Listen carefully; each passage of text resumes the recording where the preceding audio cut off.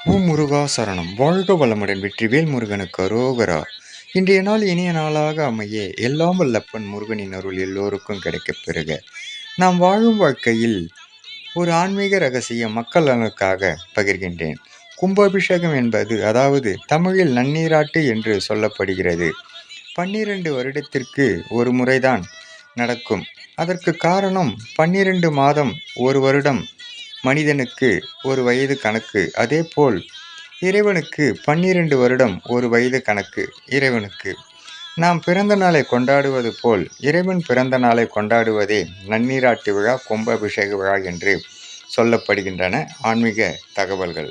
நாம் குழந்தையாக பிறந்த நாளிலிருந்து, அதாவது ஒரு வருடம் கணக்கு என்பது போல் திருக்கோயில் அமைத்த நாளிலிருந்து 12வது வருடத்தில் கொண்டாடப்படுகிறது. அப்பன் முருகன் அருளால் சகலம் பெற்று வளமுடன் நலமுடன் வாழ்க. முருகனின் மகன் ரவி முருகன்.